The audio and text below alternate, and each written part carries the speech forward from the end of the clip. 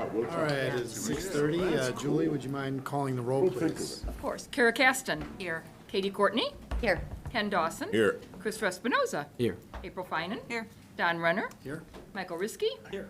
Ryan Enright. Here. And Romina Papavera Gonzalez. Here. Thank you very much. Having a quorum, let's stand for the Pledge of Allegiance.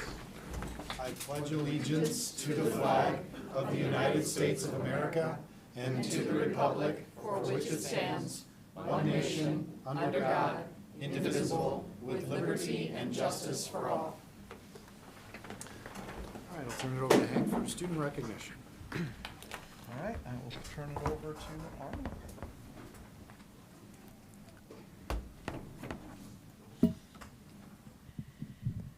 Good evening, everybody. I'm so happy when we have students to celebrate. And tonight at South, we're celebrating 3 different groups of students. I'm going to start by introducing Chris Blum, and he is going to be celebrating our IHSA short film entry, which won 4th in state. Come on up.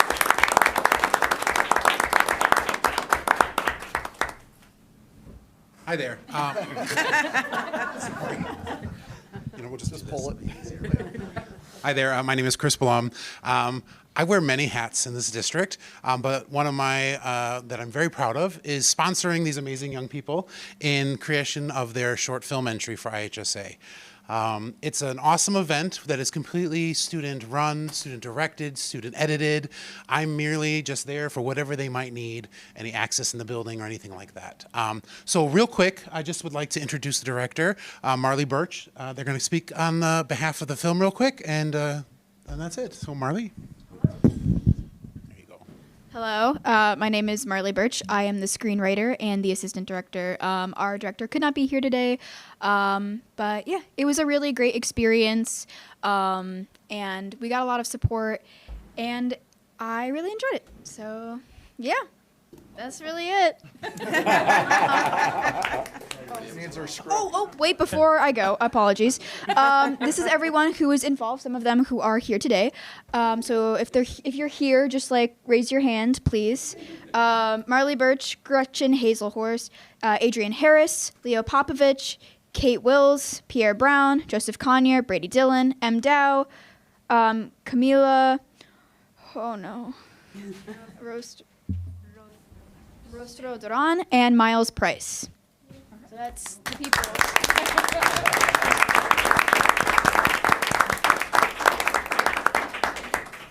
Okay, cool. What is this short film about? Great job. Will we be able to get a copy of the short film? Yes, we will get you a copy of the film. Great. I think we did that last year, We did, too, so yes. we'll make sure we do that again. All right, next up, I'm going to introduce our head varsity cheer coach, Shannon Leahy. We have 2 of our athletes who qualified for All-State, and so we're going to be celebrating them now. I'm going to turn it over to Shannon.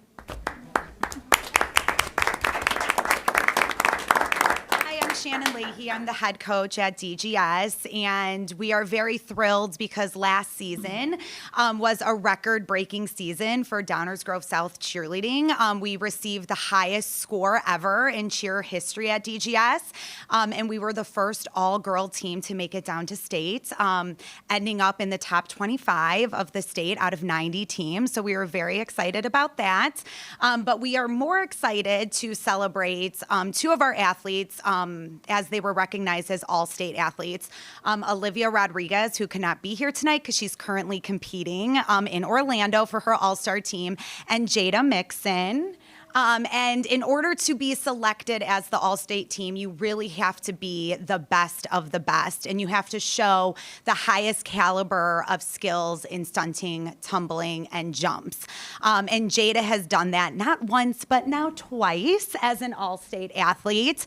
And we are truly blessed to have her as our one of our leaders on our team, not just for her skill set, but her dedication, her character, and like I said, just the leadership that she brings to our program. So we're very excited to hopefully see her go for a 3-peat this year as, you know, another all-state nominee. So way to go, Jada. We're so proud of you. We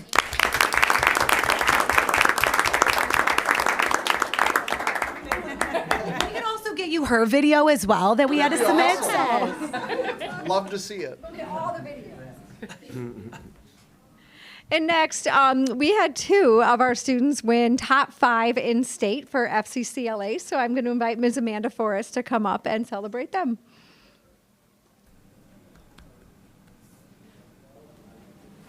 Hello, everyone. I am Amanda Forrest, and I am the FCCLA advisor at South. And I have here with me Victoria Ziebert. I almost butchered your last name again. Who was not only honored with the Top 5 award, she earned a perfect score in her FCCLA competition. So for fashion construction and all of FCCLA, the competitive event categories ranges completely, and students work all year long competing, are just working on their competition category. It's an independent competition, so it's everyone against the rubric, and they have a chance to improve and change things. And Victoria is extremely talented in fashion construction.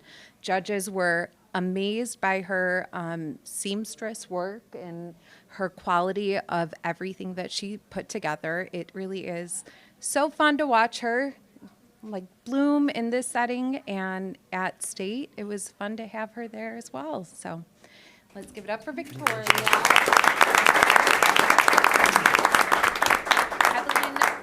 And Evelyn Benitez also earned top 5, and this was her first year competing in the Pastry Arts Decorated Cookie Competition. She can't be here tonight, but we are so proud of her too. So thank you.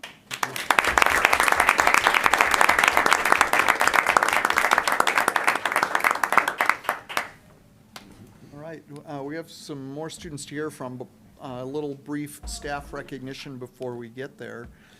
This last week, the DuPage Regional Office of Education had Educator of the Year, an Educator of the Year ceremony, and District 99 had quite a few nominees, as you can see on the screen, in the categories of School Administrator, Educational Support, and High School Educator. So quite a few of District 99 recognized on this evening. Then advancing to the podium later on that evening, Darren Gibson for Educational Support Person, Jeff Grant and Mary Beth Sensor for High School Educator, and Ms. Gina Zaccardi for School Administrator. So they were all finalists. And then at the end of the night, Jeff Grant was recognized as the 2026 DuPage ROE Educator of the Year, and he is a North High science teacher. So we did pretty well in our community this last week, so congratulations to all of them.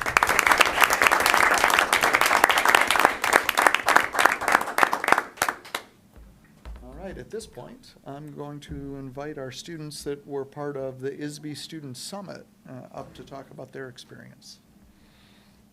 So you might remember we had actually the same crew last year, and they were invited to participate in the ISB Student Summit. It was in Springfield this year. So they're invited as students from Downers Grove South to go participate in the Student Summit, and they share their perspective with everyone at ISB on what the high school experience is actually like and what they're working on, and they really have a chance to be leaders and have agency in their school experience. But I'm not going to steal their thunder. I'm going to turn it over. They created slides to kind of walk you through what that experience looked like. So I'll let you guys introduce yourself, and then we'll put the slides up. Okay. Yep. Oh, hello everybody. My name is Anvi Krishnardua, and I will be talking about our ISBE Student Summit. This is And so as soon as these slides are up, we're going to start talking about the ISBE experience, which for those of you who don't know stands for our Illinois Student Board of Education. So this was where we were able to go to the next slide. Sure. And then, so here's the formatting and the scheduling. So when we arrived, they had this really fun bingo scavenger hunt, which was a warm-up activity for you to get to know everybody there and feel comfortable in a space where you were able to discuss your ideas.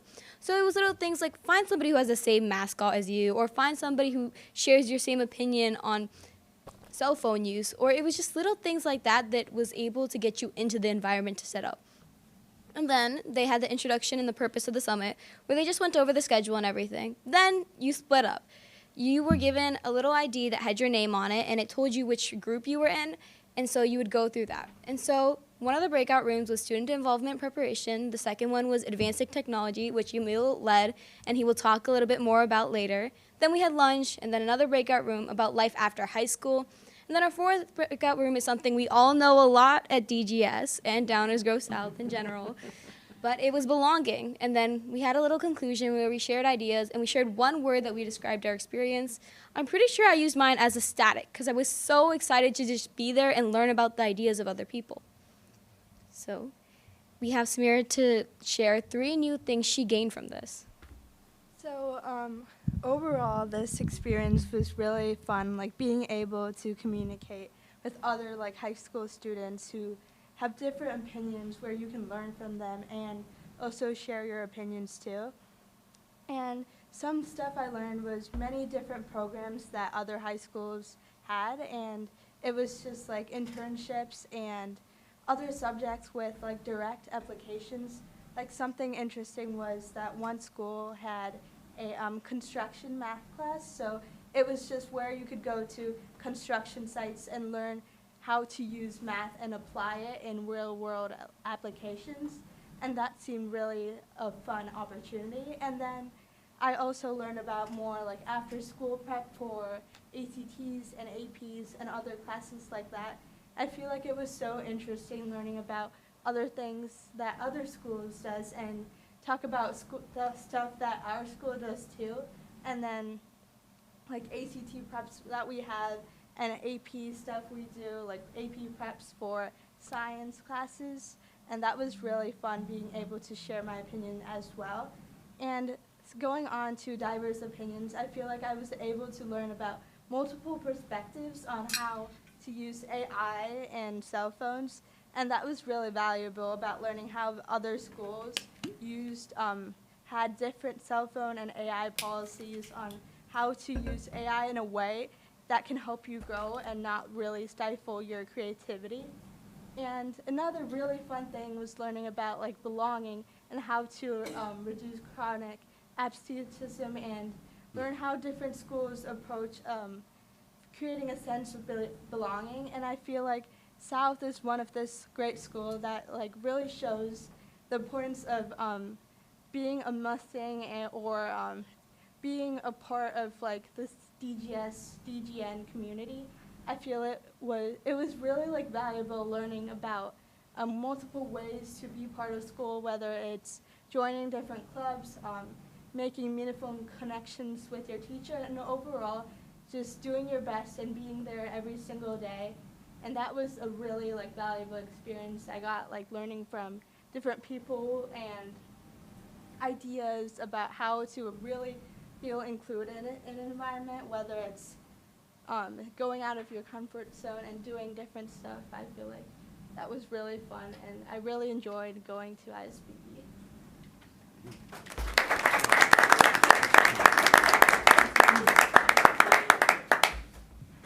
You can go back a slide.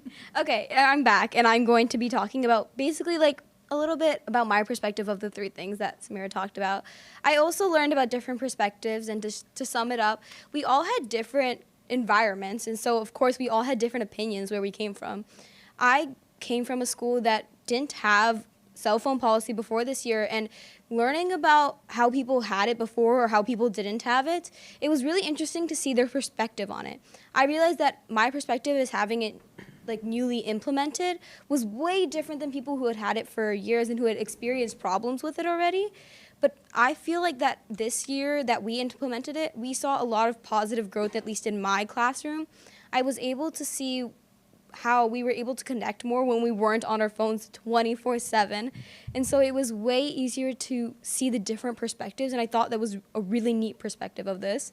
And then 2 was the preparation. We talked a lot about the different kinds of preparation that different schools give us.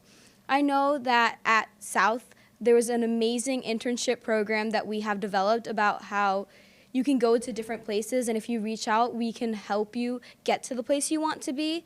I know that I am exploring different connections into the mayor of Darien and how we can help be parts of our community that we didn't really see before.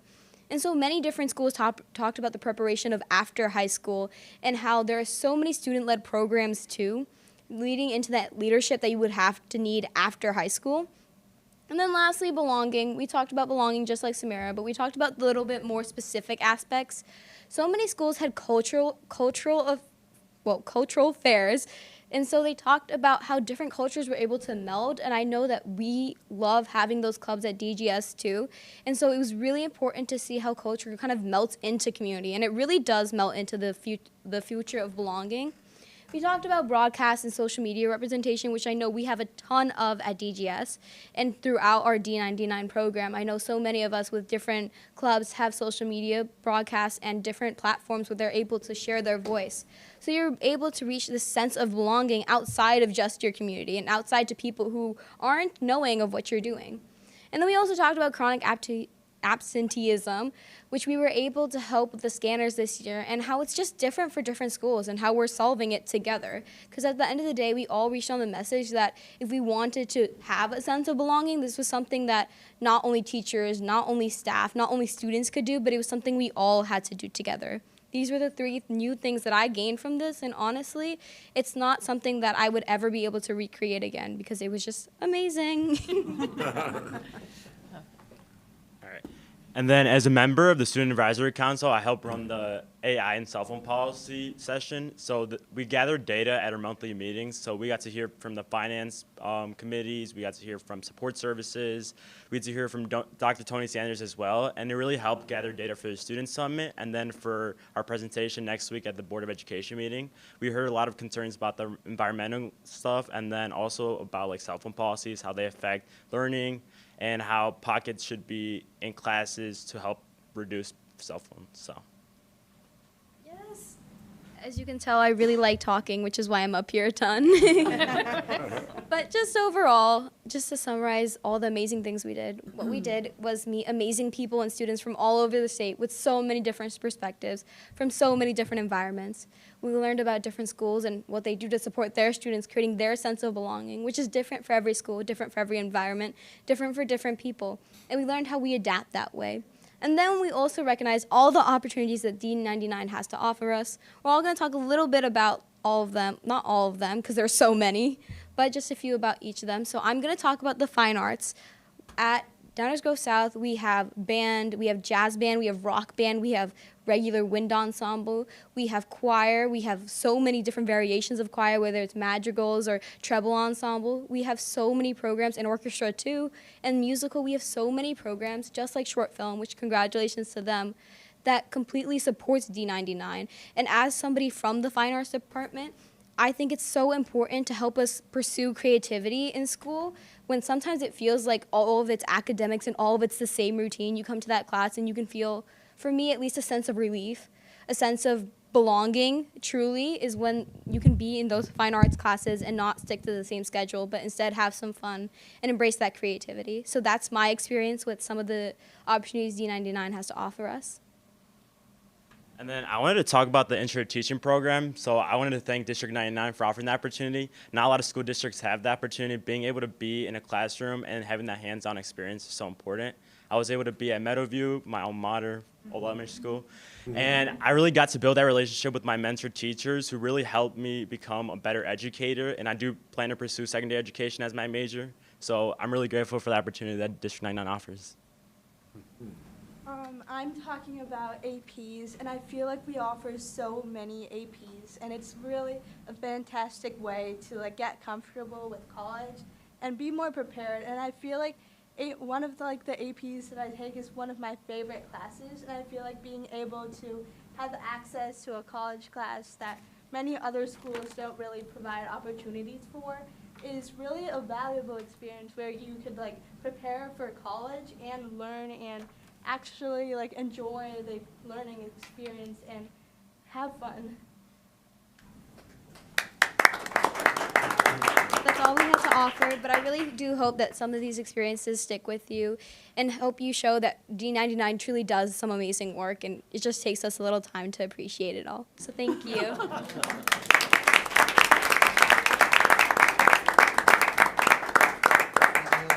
I need Yamil to stick around for a Yes, second. we need Yamil to stick around. So one thing I didn't say at the beginning is Yamil has represented Downers Grove South and District 99 on ISV's Student Advisory Council.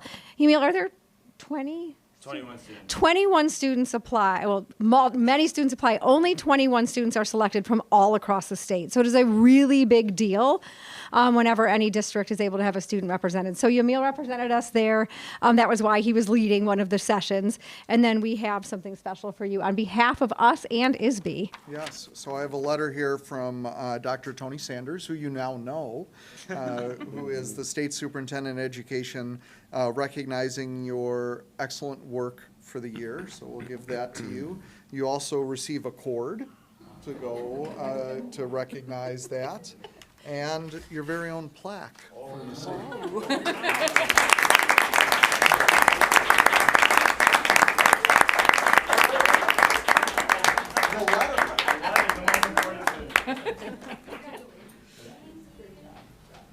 Thank you all for representing us at the state level.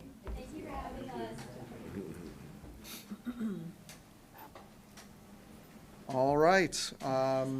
We will celebrate our student board members in a little bit. There will be cake. But they have a little bit of work to do, one last run of student reports. So who's up first this month? I'm going first. So good evening, everyone. As the year's wrapping up, everyone's very excited to finish the year strong. So this is the seniors' last full week of school. So Tuesday, May 12th is the last day, and then Sunday, the 17th is graduation. But still, everyone's still focused on activities, projects, tests, all of that is still wrapping up. I've noticed that even in the last few weeks of the year, messaging continues to be strong. Students are encouraged to be in class every day on time and stay engaged. We continue to see student accountability through the phone and scanning policy. And even if teachers don't necessarily require you to have the phone on the pouches, it's still not a problem in classrooms, and students continue to show those good habits. For activities, so students who achieve those expectations are being rewarded with things like food trucks, which we had a few weeks ago, and there's also a raffle for headphones for attendance that Mustang Way Leaders is doing for the whole school. So also AP exams started today with AP Bio, AP Micro, and AP Euro, which I really hope I did well in. They continue for the next few weeks. Everyone, please pray for me tomorrow for AP.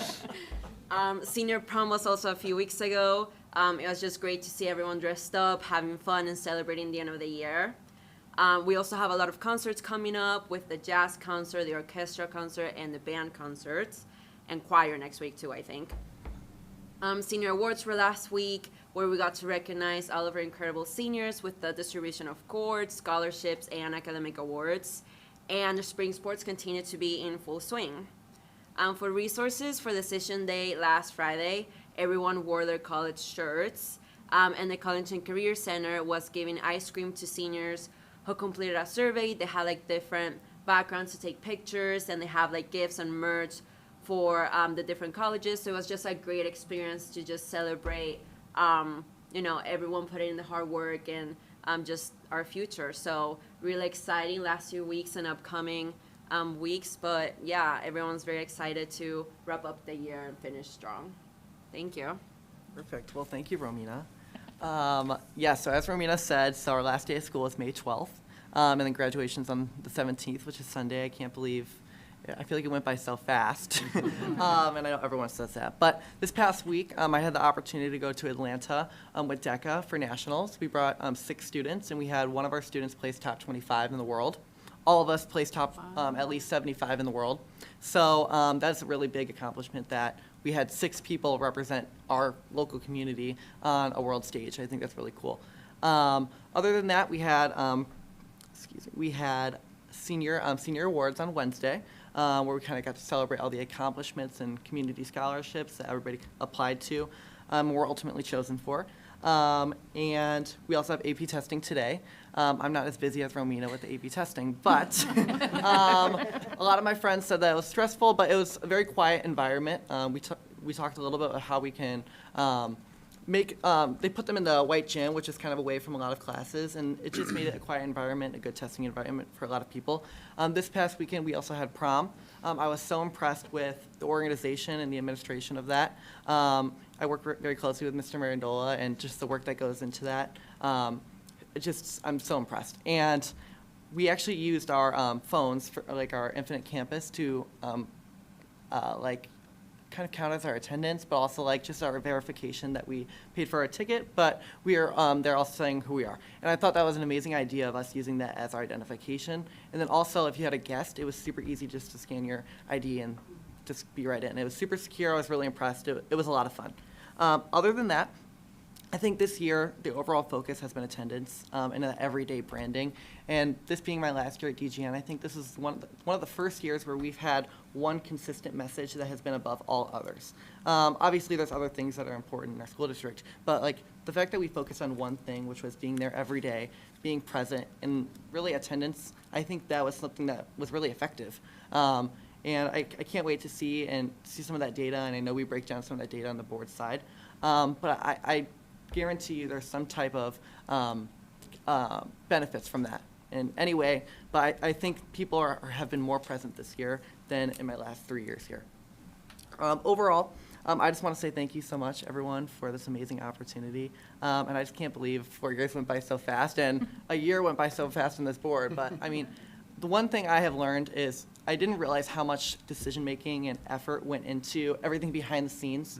I first started going here, I'm like, I wonder what Dr. Dement does in a day.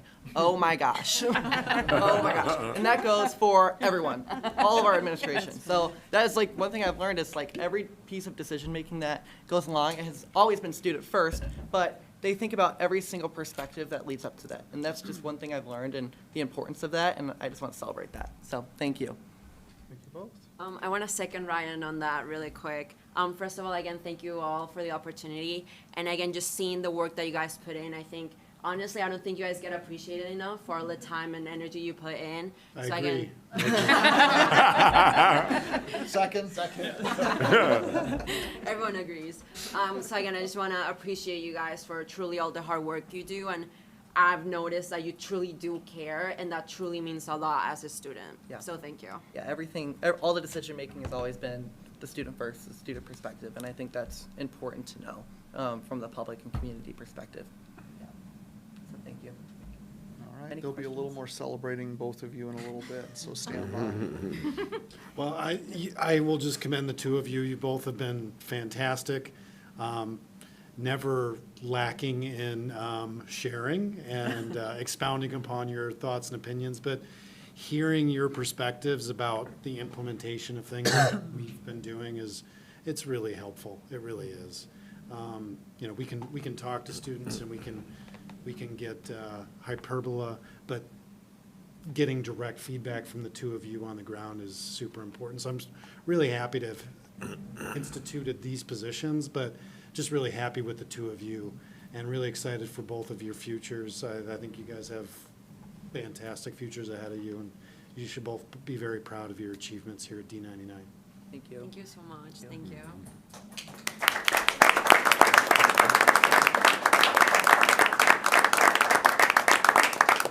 And we'll circle back to them in a little bit to find out about their future plans, and of course, there's cake. All right, as Ryan mentioned, we do a lot of gathering information about feedback on. Knew I was on brand today. Yes, you are on brand. You've been on brand. You have both been on brand all year. So this is the time of the year where all of the spring surveys and feedback that we gather, basically starting after winter break on, we bring back to you as a holistic presentation that will end and lead into the next agenda item, which is our proposed statement of work for next year. So this is kind of the why we're proposing what we're about to propose, and I'll give you the what. So I have a very distinguished team of leaders here with me tonight to work through this set of presentations. You can see there's the state-required climate survey, so state-required climate survey, Jill leads that process, and you'll see some amazing results from that this year. Ryan, for how many years have I been having you do spring surveys? 4? Ryan has consistently come back with feedback from all of our stakeholders to help direct what direction we go in, especially through the student lens moving forward. morale surveys is Kelly, who will update you on that ongoing set of surveys. And then I will wrap up. The first survey we give is actually to the administration and to the board before we start gathering feedback from anybody else, so we can check at the end if what we thought was right is actually what everybody else thought, so we can determine, do we have our thumb on the pulse of the district. So we'll start state required climate survey with Jill. Okay, so I'll be first in the 4-part series tonight. Survey is at District 99. The first is the state mandated school climate survey. So all schools in Illinois are mandated to issue a survey, and the majority of schools use the 5 essentials survey instrument, but we last year made the decision to use the comprehensive school climate inventory, and we feel that that's more better indicators of a high school district. So this was the second year of that, and I pulled a slide off of the CSCI website because it's spring and because it shows all of the different factors that factor into a healthy, positive environment for schools. So those are the 5 main domains that we measure. You can see positive relationships, safety, engaging teachers, inclusive environment, and supportive leadership. And then through that, then there are 14 dimensions that support each one of those domains. So you can click. Again, this is the second year, and we really look to the state at the student response rate. That's the only measure that matters. It all matters, the feedback matters, but for the state designation, the factor that factors into our summative designation is the student response rate. Unlike the other surveys that you'll hear about tonight, we cannot customize these questions. They are very specific, and from year to year, they are the same. And again, that measures those 14 dimensions. This year, we were more intentional and started our process earlier than last year to make sure that we could capture as many students as possible. And I just want to thank all of the people from the schools, the principals, and all of their teams for ensuring that when students were in school, Brian, you were in Access, Romina, you were there, and you filled out that survey. And you were also enticed because we were saying, hey, if you fill it out now, you'll be eligible for the raffle of a $5 cafe credit. I don't know if either of you or your friends managed to. Okay, good. So not sure if this helped, but our goal was 95% response rate, which is very high if you ever issue a survey. We achieved 95.9%, which is about as much as we could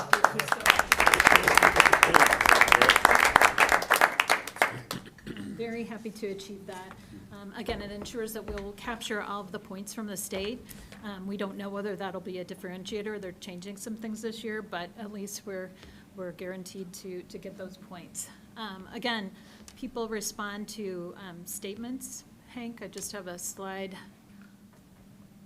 with all of the statements. So students, in addition to students, staff, including staff members and teachers, respond to a survey, as well as families. And each group is offered up a series of statements. You can see a lot of statements, almost 100, a little lower on the families, but these are aligned to those 14 dimensions, and people rank if they strongly agree, that Likert scale agree a little, disagree, or strongly disagree to each of these statements. And then you can see, in addition to the individual responses there, what we're going to look at are the combined responses, which is the median numbers. And anything 3.6 or higher is considered positive.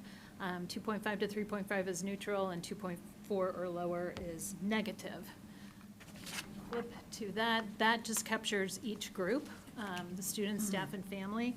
And all dimensions across all audiences, it's positive. It's 3.6 or higher, which is phenomenal.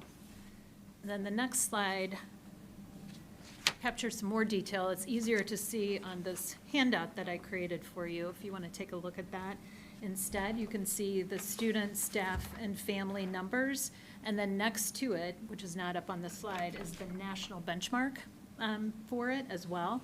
So this is comparing us to other high school districts across the nation who also take the CSCI. So it's a specific group. But I've also highlighted for each category for this year's green if it's an increase from last year, or red if it's a decrease, and if there's nothing, then it's the same as last year, which is pretty incredible when you look at it and consider that we had so many more students responding and there wasn't that much variation in the results. So anyway, pretty positive across the board. And I just want to point out two takeaways. In that safety domain, under rules and norms up top, you can see that staff ranked at 3.9, and last year it was 3.0. So that was a huge jump and probably contributed by our new policies surrounding the cell phones and attendance and so forth. So people felt more confident in what our policies are, and that supported the rules and norms. That also probably impacted leadership and efficacy. So that's another takeaway. Last year it was 3.2, this year it was 3.6, so we rose up to that 3.6 positive threshold. We're still a little bit behind on the national benchmark, but all in all, it's a very positive survey, and we'll look forward to next year when we issue it again, we think, for the third year, and then have even more data. So that's kind of a review of the required survey, if anybody has any questions. What did you do to get such an outstanding student response?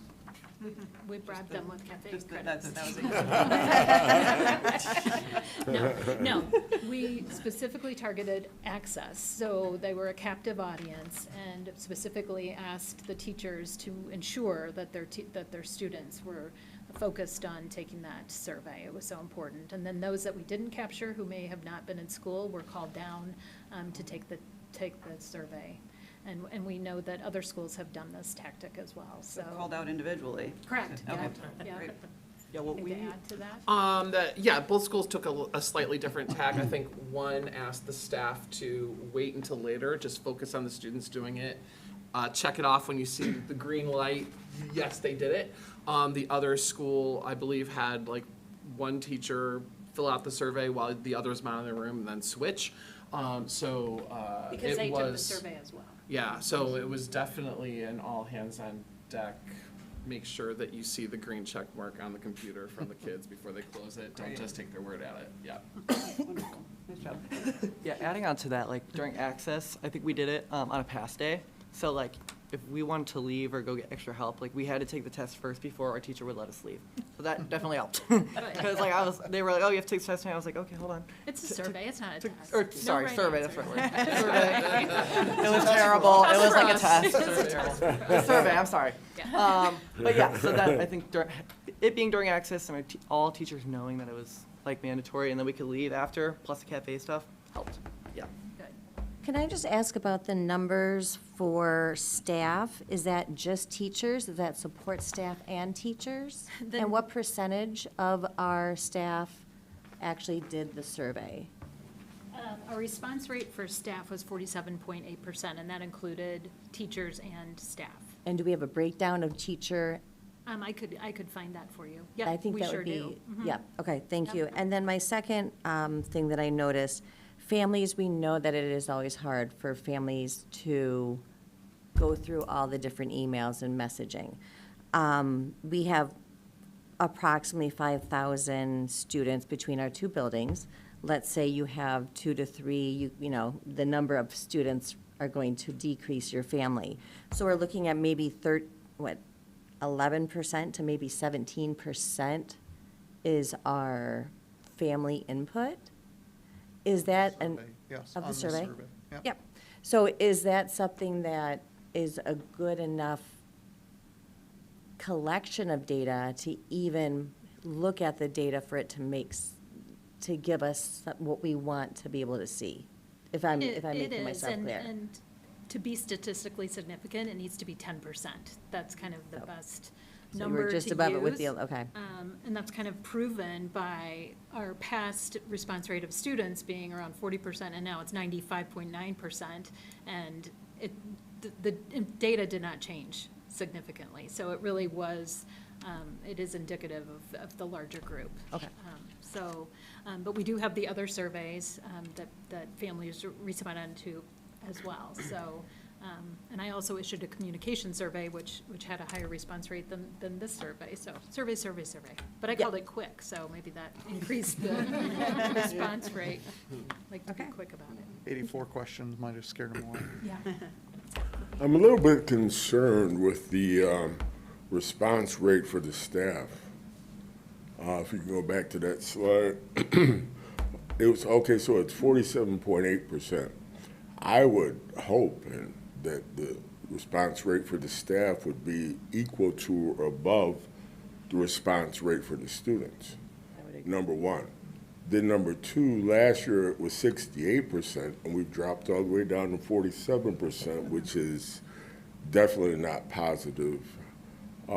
Is there any reason for that, or is there anything that we can look at doing next year to get a much better response rate from the staff? I think we were so focused on the students, and really that 95% was a heavy lift for a lot of people. So as Ryan described, I think in the classroom, instead of filling out the survey themselves in the moment, which is when they may have typically, they were circulating around the classroom to ensure that students were completing it. So, but I agree, we could throw out some cafe coupons for staff, but I think it's just so many surveys, so I think we might take a look at consolidate, like, I mean, we need to do this, but really focus in on what information is most valuable to us and emphasize that going forward, but.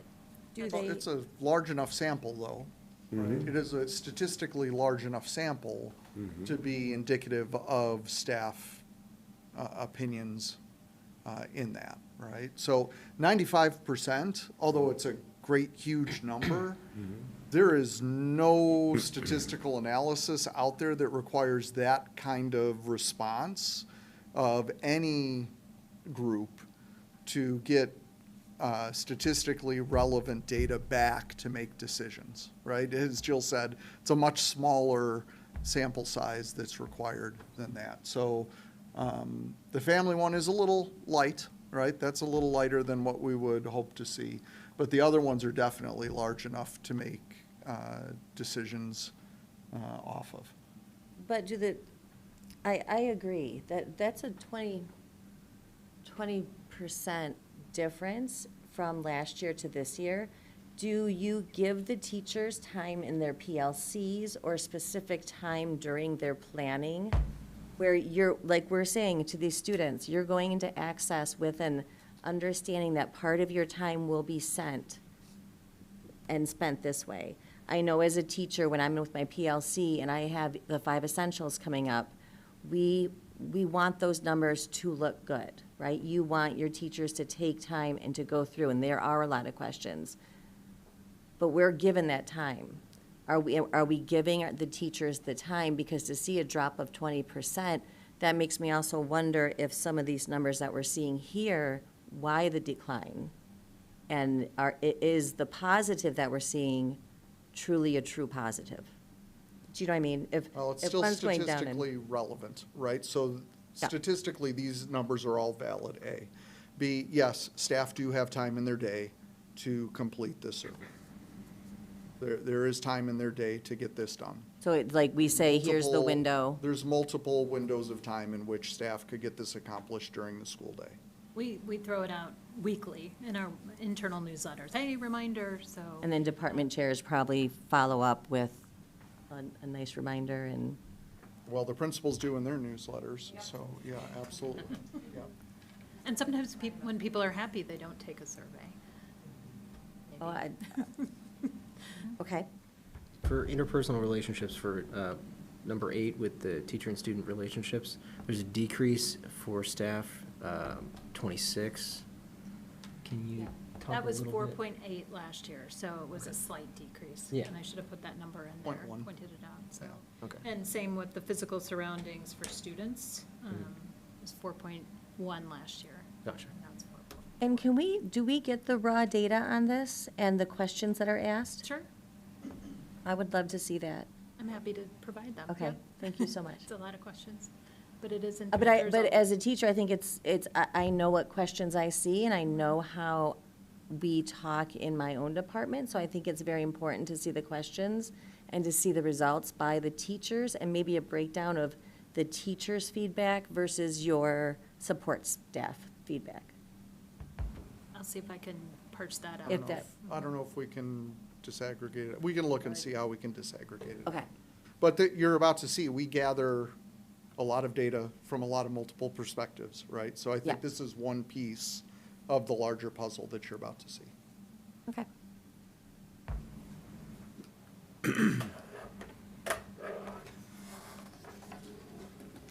Hi, everybody.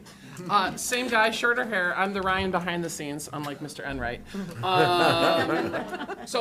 Since we're talking numbers, I'll just start with the numbers. Staff responses last year was 295. We went 361 this year. So I appreciate the partnership with Karen and Josh and Jocelyn, who helped me push making sure that as many staff members responded as possible. Also with students, we also did an access. Last year was 2,600 students responded, and we're over 3,000 this year. So, I hope that's representative of that when the survey results come in, that they see some changes, like they did, like students drove some changes about the schedule and access in the past. Our families dropped. For sure, a little bit more than half. I sort of anticipated it last year when a lot of the free responses are, I don't know, ask my student. And I'm like, I did. That a lot of the questions are about impact on students in the classroom and student-teacher relationships. As you probably see, I do have the questions listed next to the results, and so you can see what those questions are. That families do their best to respond to it, but they base that based on the information that comes back with their student. I do heavily rely on staff and student responses. So the first thing that we asked, last year was the first time that we had asked staff and families, would you recommend District 99 to your friends and family, either as to send a student or as a place to work? You can see 2025 on the left-hand side, 2026 on the right-hand side.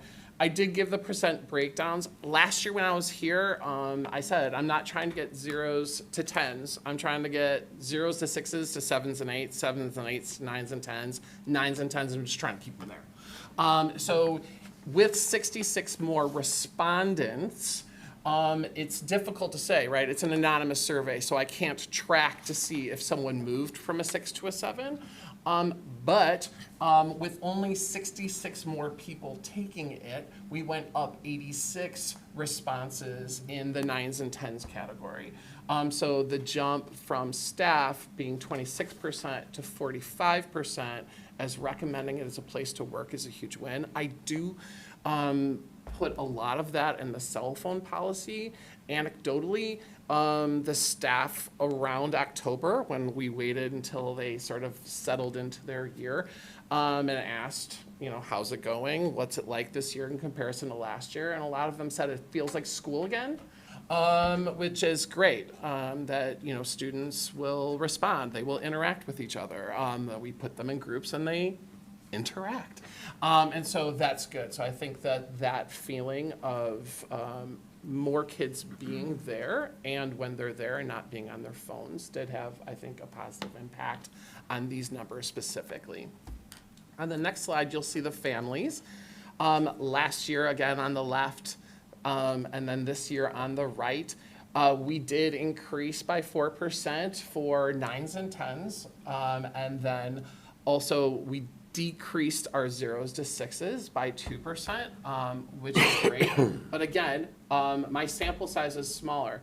Good thing is that the sample size that was more than twice this, the percentages are pretty close. So the feelings of the 321 versus, I think it was 689 or maybe 700 last year, that they fall in line with each other.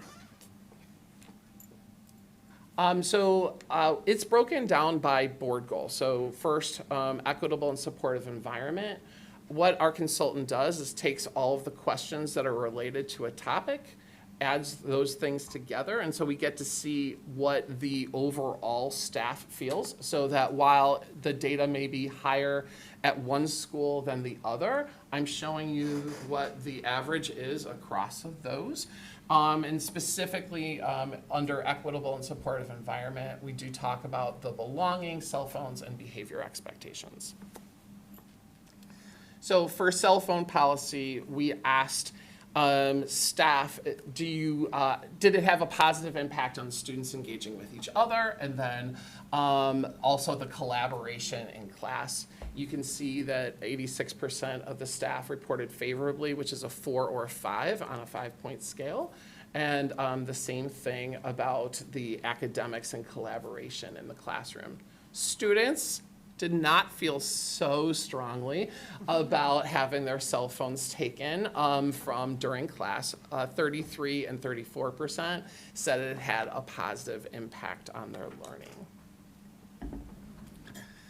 For expected behavior, the staff last year, I have the tools to support positive behavior. And I feel like the school sets clear expectations for student behavior. Last year was 47%. And that 47% came out of their personal tools being higher than what they felt the school's tools were. So to go up to 72%, that while some staff may feel we still have ways to go on those tools, both of them increased quite a bit.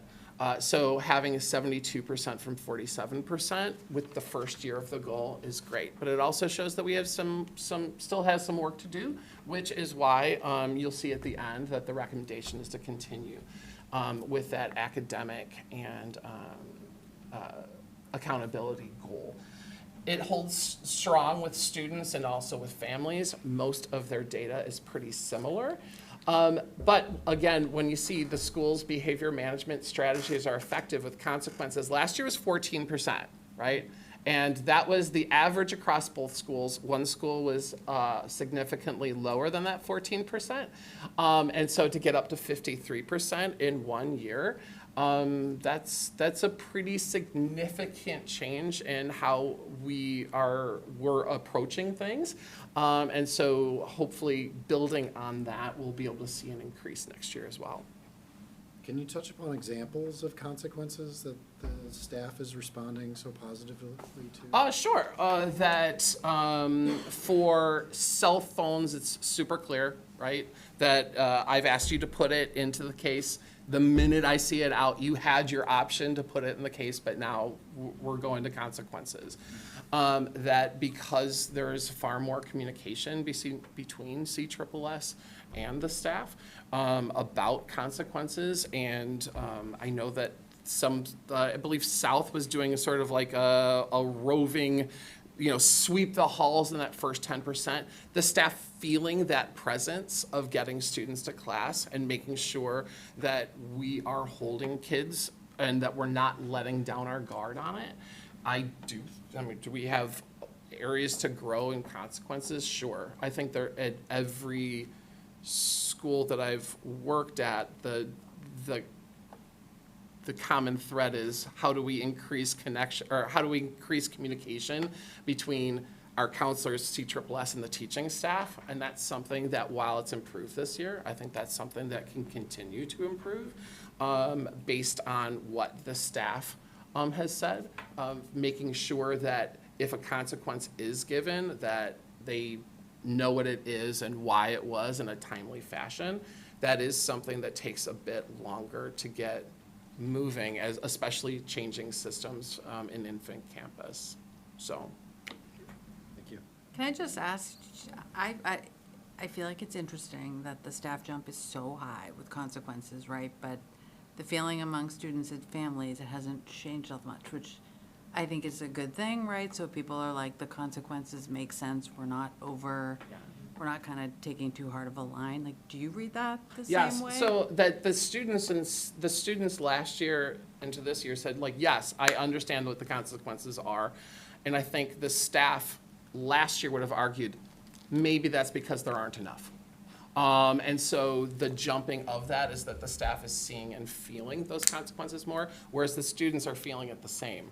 The students who were in class are in class like before, so they have no change in Okay. their consequences.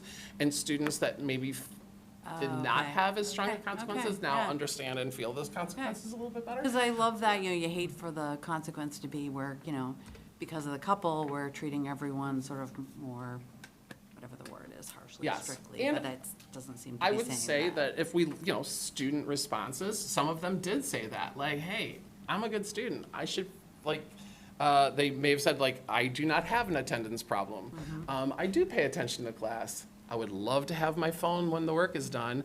But then families on the other side will say, hey, we appreciate that you're waiting till the period is near over to have the kids get their phones back. However, I think my kid's rushing through their work. Please hold on to their phones until the bell. Because I don't want just work coming in. I want good work coming in. And I would say the staff echoes that in that accountability part of engagement of like, I don't just want them Yeah. here, I want them Yeah. here. And so that is, kind of feeds into that larger goal.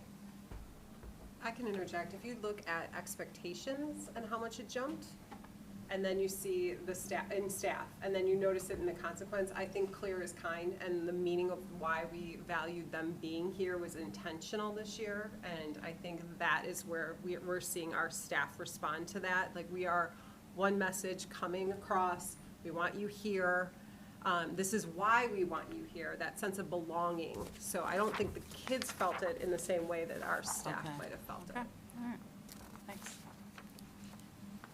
All right, relationship mapping. So last year when I came, I talked to you about how I was mad at my question, right?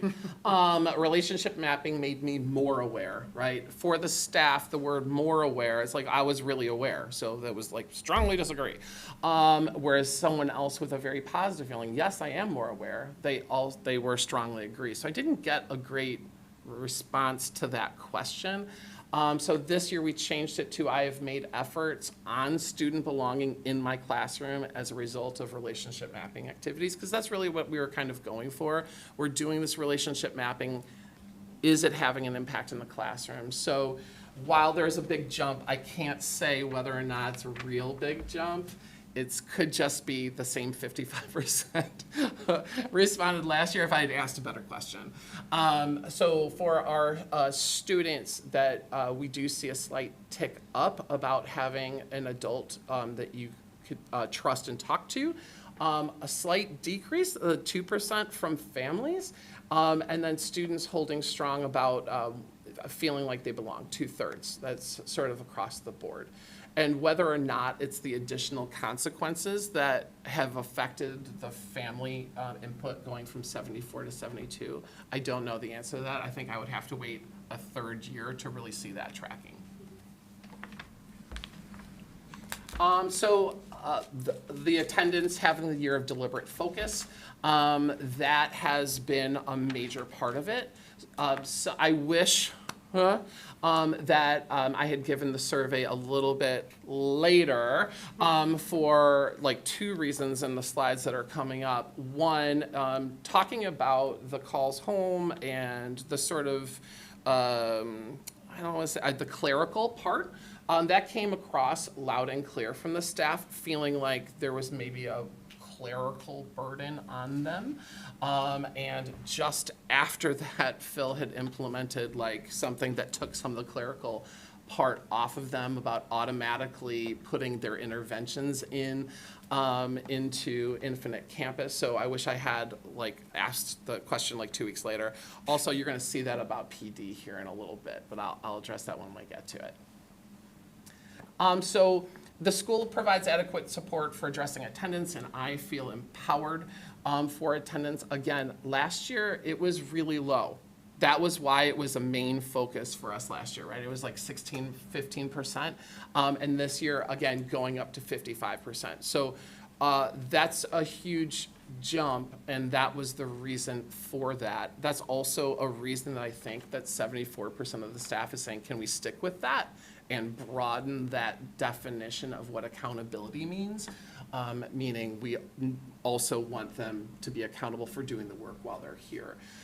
Students feeling that support or families being aware of those resources. It's great that with some of our outreach, that families feel more aware about that support. Students are basically holding strong.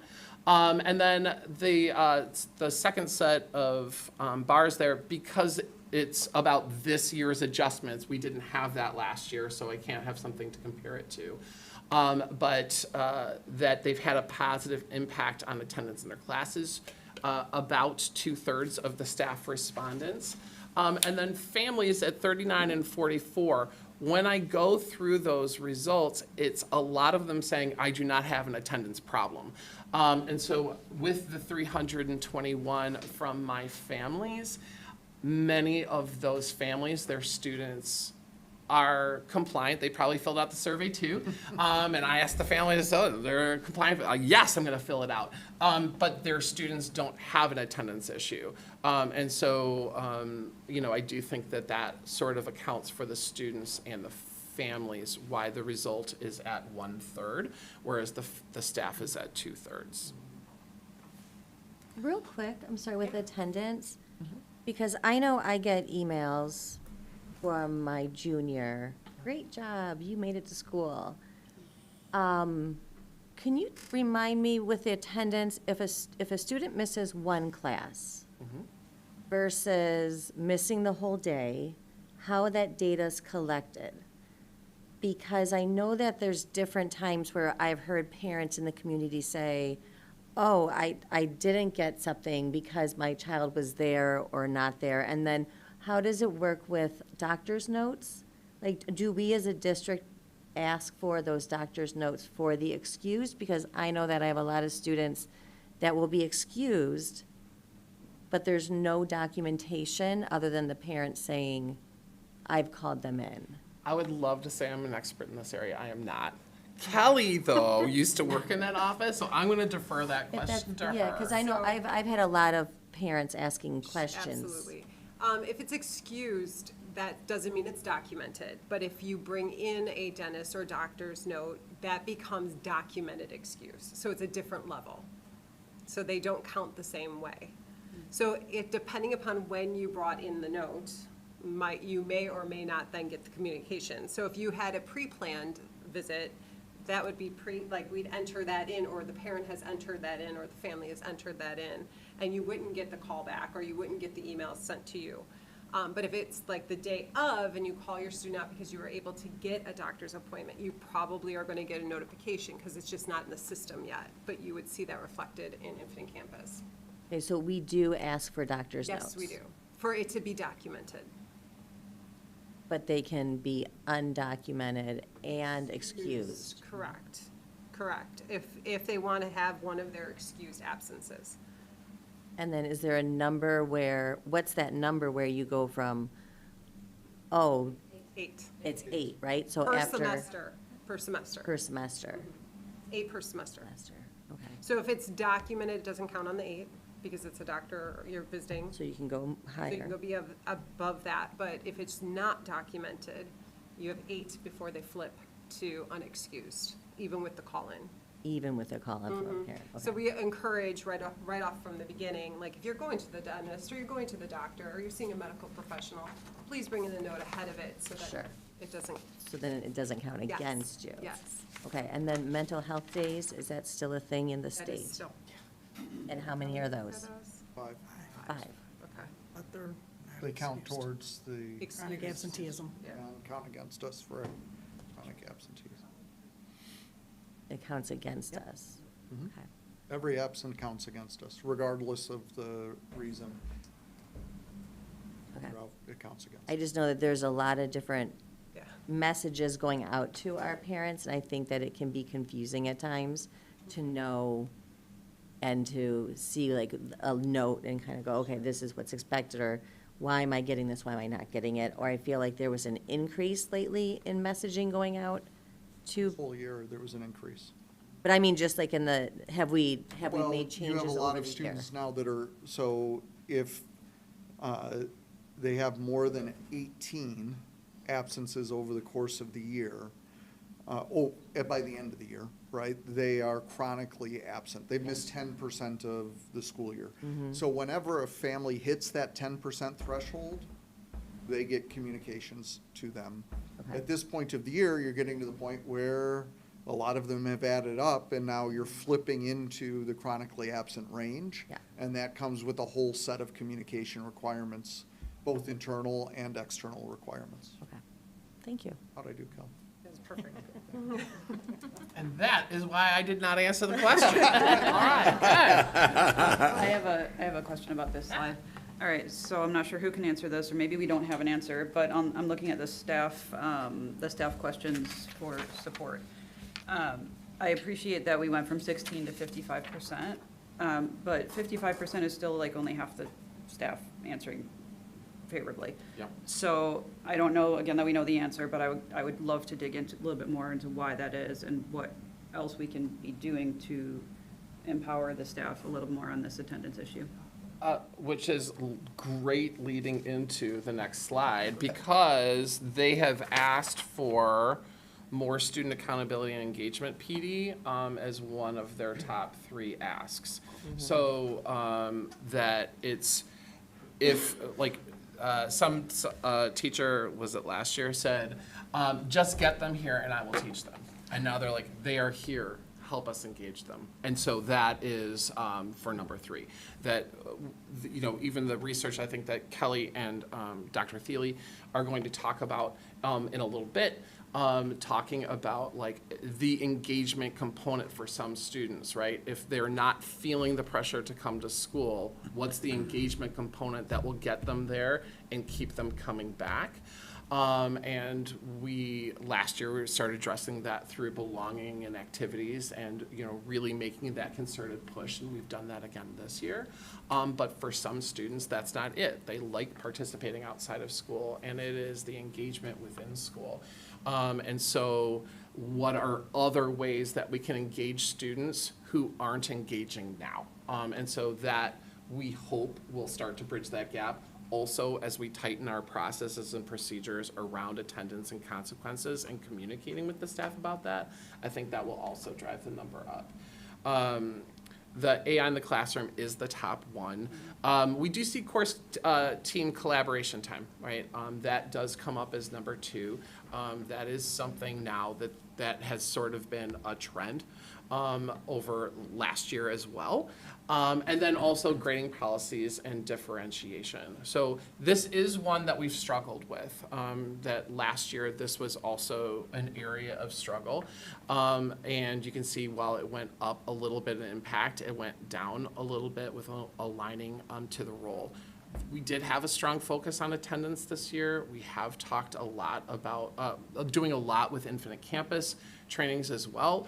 I think the communication, like having more administrator time talking to the staff about things that they need to get across. But I would say that, of course, as soon as I stopped giving the survey, that it was open until Friday, and the Thursday before it closed, they did a new style of PD at South, and the last response that came in the staff survey was, we should do more PD like we did yesterday at South.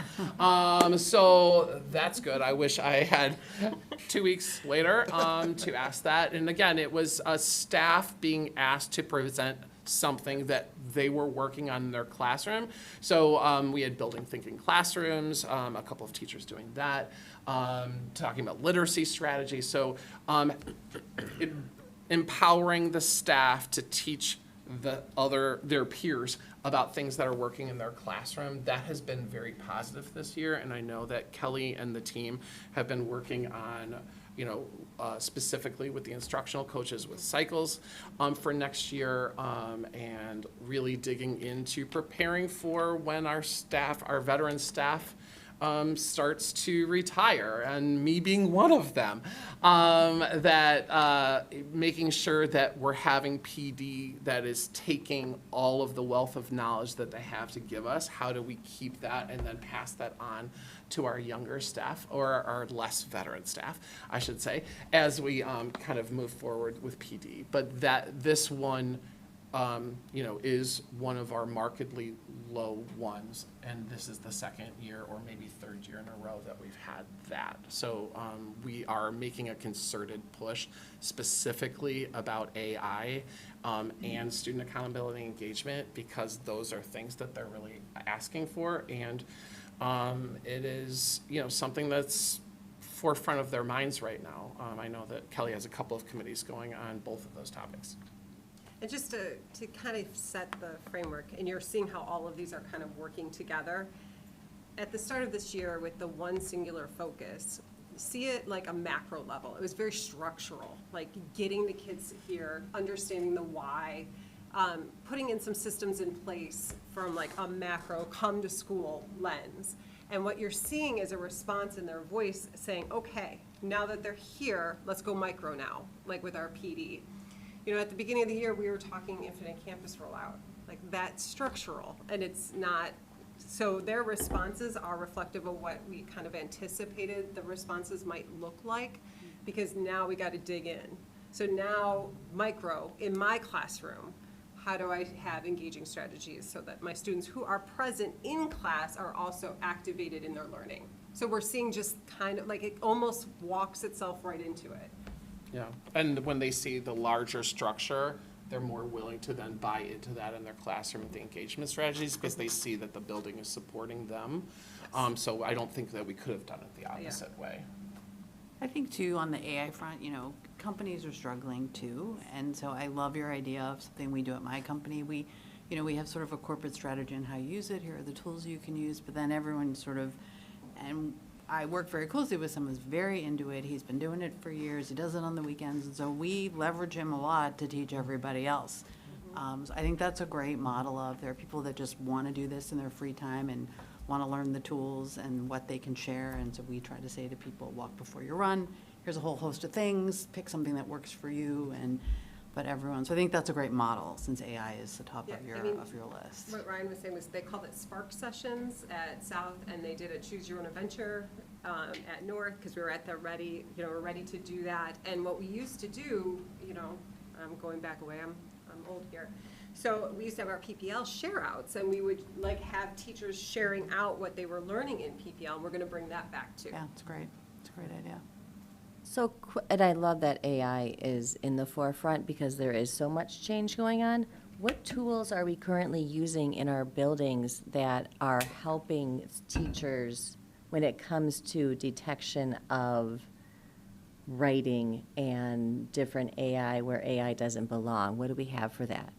Yeah, we're investigating a wide variety of tools.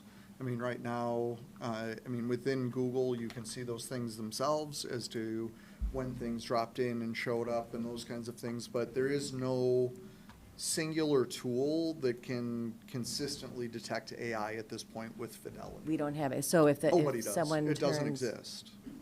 There's not a credible tool out there yet that can detect AI. What the tools more demonstrate is how a document was constructed.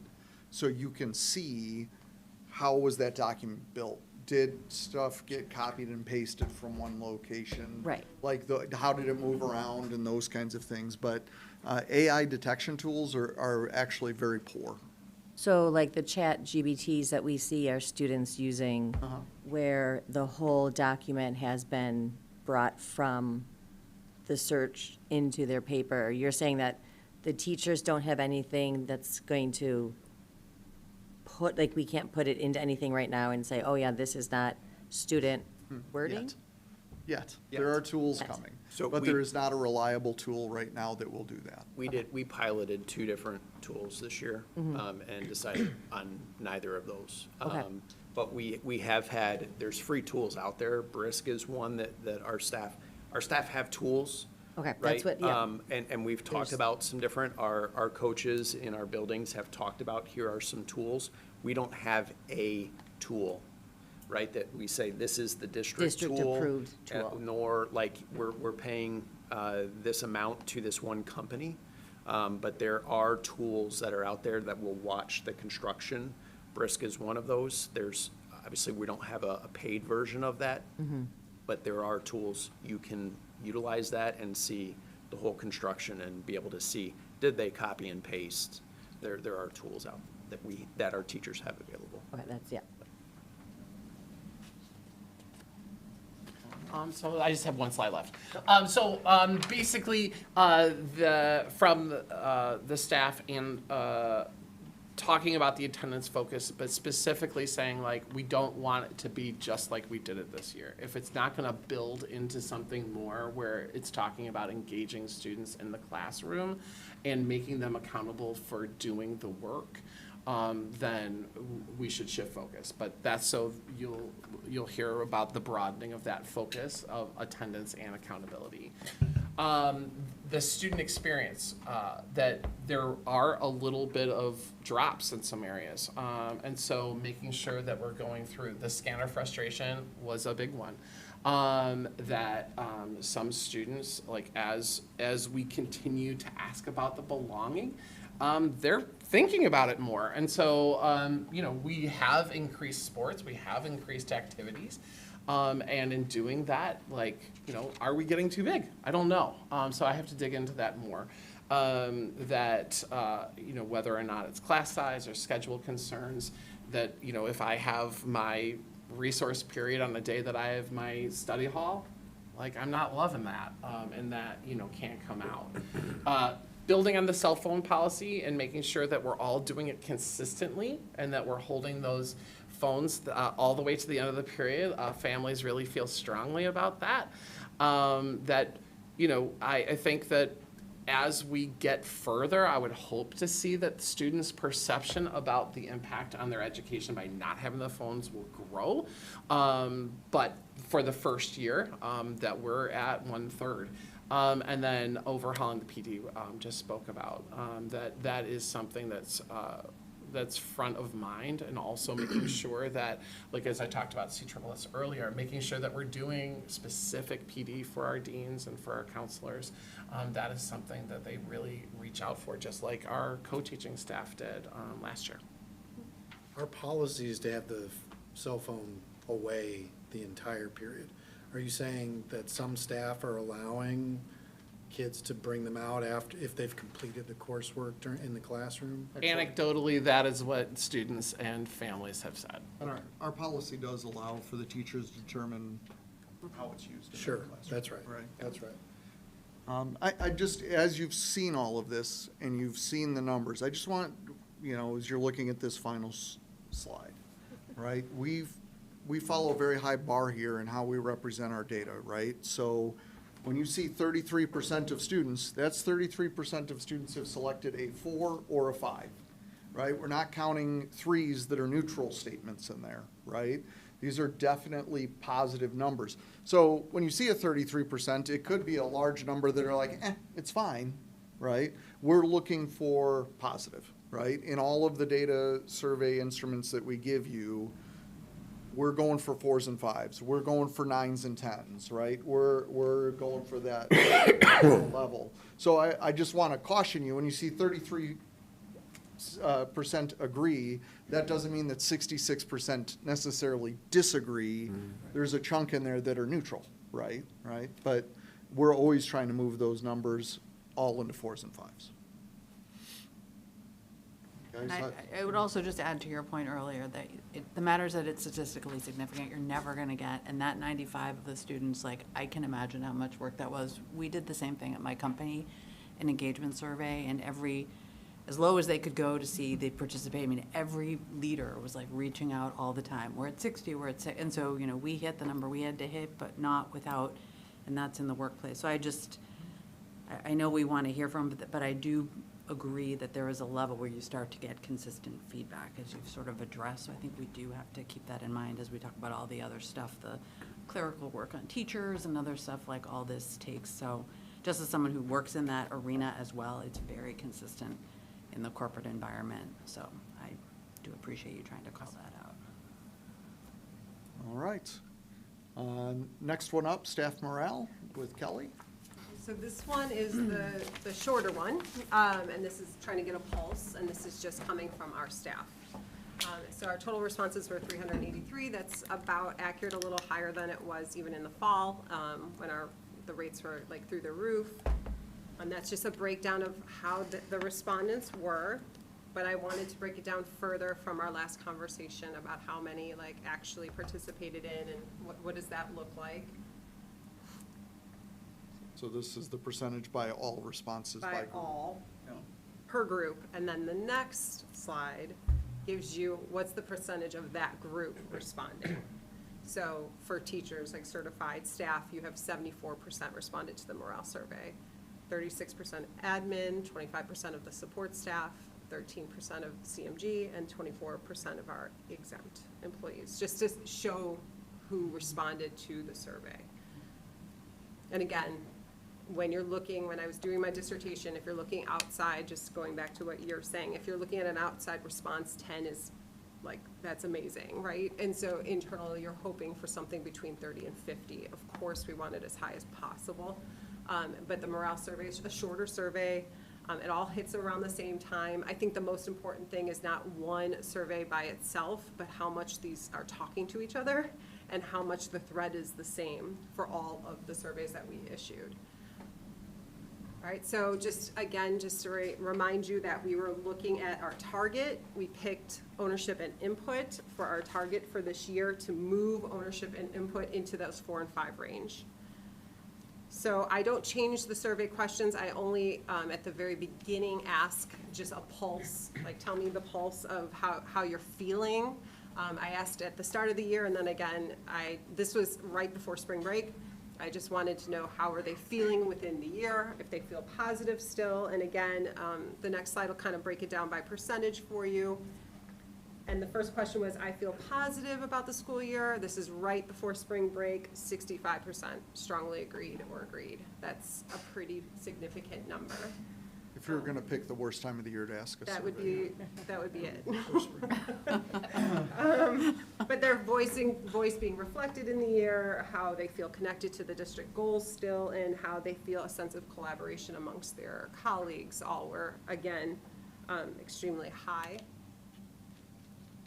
And now this is the one that I don't change anything, and this is a 3-year trend. So you can see the 3-year trend. Again, our target was keeping that ownership and input up and hitting 4s and 5s. So our goal is 4s and 5s and not losing track on what we've gained. And you can see this year's scores. We hit 4s for every single category -1. So it's reshifting our focus possibly for next year to recognition and value, because we stayed at neutral for the past 3 years. And in each of the questions, there's about 3 questions per category. So there's 6 categories, about 3 questions. But I wanted to highlight ownership and input because that was our target. So the next slide will show you one of the questions and how how it looked all 3 years. So this one is, I have ownership and control of my professional practice and my work environment. And again, made major strides, 72% agreeing or strongly agreeing in this question. The next one is that your opinions are heard and valued by district leaders. And again, you can see where it's still growing. We're making the right moves. And then valued by their school leaders. And again, this one, look at the jump with the green for this year. I mean, you're talking 47.3% saying they agree or strongly agree with that statement. So that was the target of ownership and input. So I just wanted to highlight where we targeted.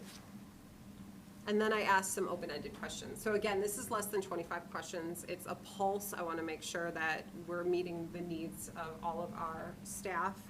And so this is their free responses, and it just consolidated into one. And just like Ryan has shared already, and Jill as well. So they loved having that singular focus. Now they want us to drill it down. They're like, all right, now you did great. We had that macro focus. I call it that because I'm an economics major. But like, all right, now you had the macro. Now we're going micro. What can you do to align some more consistency, accountability for my classroom? Like they want us to continue, keep the consistency going, but now help me in PD for my space. Keep this, and look at the bold student engagement. They're here, now how do they activate into their learning? When they're here, how can I support them and bridging that gap? Any questions? This one's the shorter one. It's kind of the one that just comes together for morale, and this is only our staff. As I previewed before, the first group we ask questions of is board and DLT. So that's administrators, department chairs, and obviously the board here. And the question was, same one that was very similar, I think maybe the same that Ryan asked the whole staff, which was, I believe we should continue with the same attendance accountability focus for next year on a 1 to 5 scale. So 5 would mean keep it exactly the same. 1 through 4 would be make a change in some way. So you can see how this kind of played out across those 3 groups. Department chair / teacher leaders includes the DGA president that's part of that. So you can see it's all favorable to, keep going somewhat in the same direction, but maybe make a little bit of changes in what we're doing. So this is from the written responses, some themes that come out of it. Really, the first one, continue and build, is what you heard from the other 3 survey responses, right? Also deepen into student engagement, which you also heard in the other 3 survey responses, and the idea of culture and belonging, which you also heard in the other 3 survey responses. What this is important for the board to see is that your pulse on the district and the leadership pulse on the district was exactly what we heard after we gave the surveys, which means it's a good gut check for us that what we are seeing from the leadership lens is matching what boots on the ground want to see happen. So those are all the surveys. Any questions survey related at this point? Because that's the why, and then I'm going to tell you the what next. Thank you to Jill and Kelly and Ryan. It's a lot of data. I think 46,000 something data points, something crazy like that. This is a ton of data that we sift through and try to make sense out of to find out what we should be doing to best serve our students and our families and our staff. So the what plan we're going to bring you is shaped based on all of that. Remember, continuing the goal of a singular focus. So thank you to the 3 of you. Well, I just want to say, I think all of the work that you're doing is making our district a better district. And I think we're seeing that in these results in your survey. So all of the time and energy and investment is having a true positive impact on our kids and our staff. So thank you for all the work that you're pouring into this. All right, so that's the why. Let's get into the what. So this is just as I came to you last year at this time with a singular focus and a draft statement of work. We have revised that for this year. And this is, it's wordy, but I bolded the key parts of it, right? So you can see here, build on the attendance and accountability foundation by focusing more intentionally on student ownership and engagement. 2 themes you heard very clearly in that survey responses. So then it explains what that means, being present, investing in their learning, feelings of connected to the school, both during the school day and after the school day. And then you can hear the clear call that came from teachers that they want to be supported through differentiated professional learning in this work, focused on instructional design, student motivation and participation, and belonging. And then success, you can see, once again, just like we did this year, attendance data, grades, climate survey results, and then obviously tracking our tiered interventions and supports. You saw all of those things as metrics this year, and you saw through that singular focus of attendance and accountability last year, all of those numbers moved up, right? And we believe that if we focus next year on ownership and engagement, all of those numbers will go up as well. If you go back to last year, it was attendance and accountability, it was grades and intervention were the next 2 focus. You're seeing a trust that if we continue the work, grades are going to continue to go up. So it kind of falls, I keep saying attendance is at the front of the stage, right? Last year, the backup singers were interventions and grades and everybody else was in the choir. Next year, you're still seeing attendance needs to be at the front of the stage. We kind of changed the gown next year from accountability to engagement. Back behind it, interventions is still a backup singer, but now professional learning comes out of the choir, moves up on the stage, has a louder voice, right? And grades, we trust that can kind of go back into the choir now. Doesn't have to be as in the forefront, because we're seeing those things move the way we expect them to do. So that's the what. That's the proposed what. You saw it happen in the feedback you saw here, really from showing up to leaning in is kind of the idea, right? Last year, get them here, enforce compliance, dean attendance focus, structure and predictability. You heard Kelly talk about those. Whereas next year, it's about investment, right? It's designing opportunities. It's more about belonging. It's more about caring and those kinds of things, right? So just what I talked about, attendance, professional development, connected and belonging are the ways to get there. So our interventions need to lean into how do our interventions make students feel like they are cared about? How do they feel, make them feel more like they belong here, to emphasize those things. The other ones we've talked a lot about, but one of the things that in attendance patterns, what we have learned from all of this data we've looked at all year is that once we get a student here to start the day, they tend to be here on time and they tend to go to class. That first period of the day is where the majority of our bad data comes from. So we are going to pivot that focus. So, and Katie, you heard from some parents, like, what should I be listening to, right? So we want to get really intentional about those communications next year. And we're really strongly looking at pivoting to asking teachers the first period of their day, making that the focus group that they are all in on. Now, obviously, if they see trends with the student later on in the day, but really get to know your families in your first period of the day, get to know your kids in that, and let's work on getting kids here to start the day and here on time. Because once they're here, it works. It works. So we really need to dig in on that. So we'll be looking in the action plan as to how we do a little more of that. Plus, then it takes some work off of teachers' plates and refocuses it into an area that we think will make the biggest difference. So really, we're asking things of every group, right? From the board, this visible consistency in what we're doing.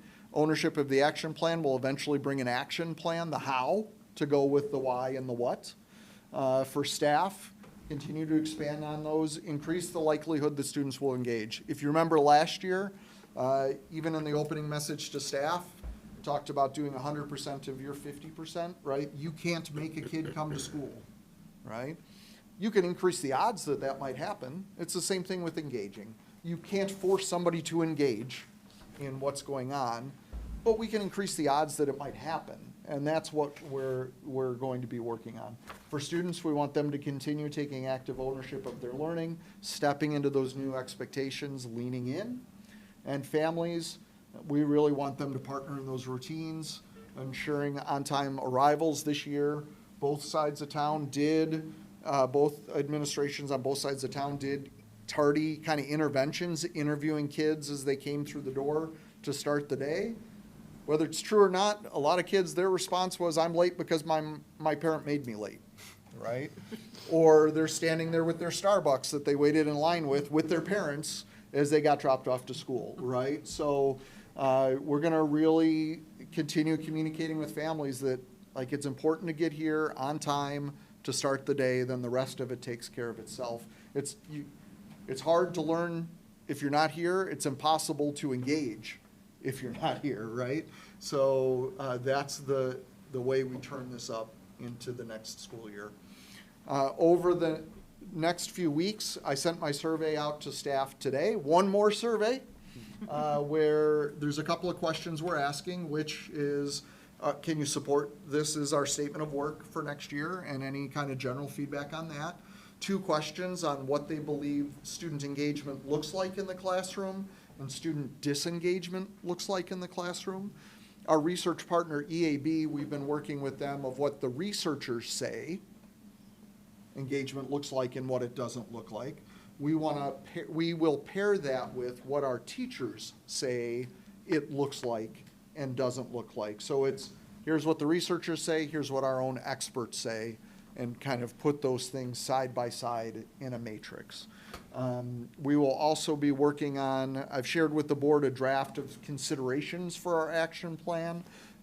Should the board approve this on the 18th as a statement of work, then for the next kind of 4 to 6 weeks, we will work on taking those considerations, making them a solid action plan with solid data and metrics that are going to be measured behind those things. So, any questions on that? Why or what up to this point?